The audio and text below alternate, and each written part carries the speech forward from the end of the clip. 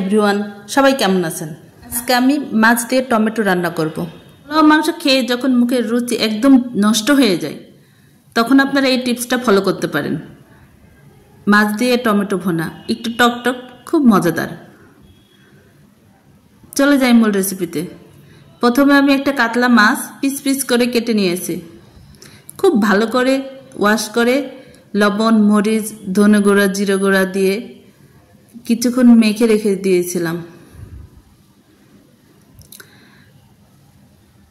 একটা ফ্রাই প্যানে তেল গরম করে মাছগুলো ভালো করে ভেজে নিচ্ছি।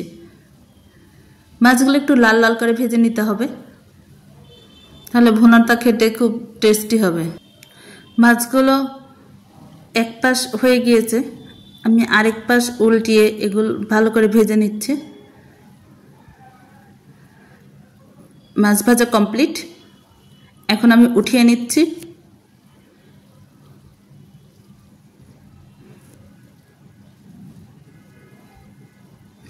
মাছ ভাজা দিয়েও কিন্তু ভাত খাওয়া যাবে, এটা রান্না না করলেও খাওয়া যাবে। এবার মাছের মাথা আর লেজ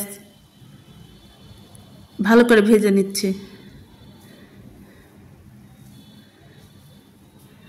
এটাও কমপ্লিট, উঠিয়ে নিলাম। এখন পেঁয়াজ কুচি, আদা পেস্ট, রসুন পেস্ট দিয়ে কিছুক্ষণ কষিয়ে নিয়ে একটু গরম পানি অ্যাড করলাম। এবার গুঁড়া মশলাগুলো দিয়ে দিব। হলুদের গুঁড়ো, মরিচের গুঁড়ো, ধনিয়ার গুঁড়ো, জিরের গুঁড়ো, সব মশলাগুলো দিয়ে ভালো করে কষিয়ে নিতে হবে। এবার মাছগুলো দিয়ে দিচ্ছি।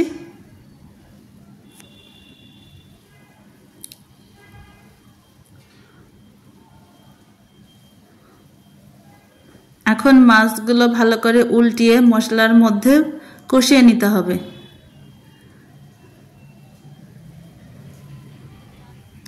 আস্তে আস্তে নাড়াচাড়া করতে হবে, না হলে ভেঙেও যেতে পারে।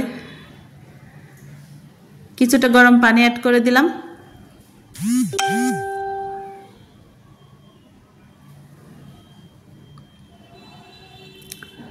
মাছগুলো উল্টিয়ে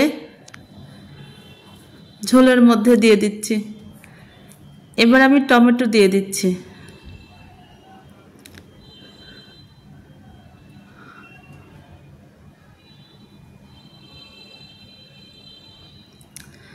টমেটো দিয়ে কিছুক্ষণ ঢাকনা দিয়ে ঢেকে রাখতে হবে। এই তো মাছগুলো প্রায় হয়ে আসছে, আমার তরকারি প্রায় ফাইনাল লুক। আস্তে আস্তে মাছগুলো আবারও উল্টিয়ে দিতে হবে। আমার রান্না কমপ্লিট। ভালো থাকবেন সবাই।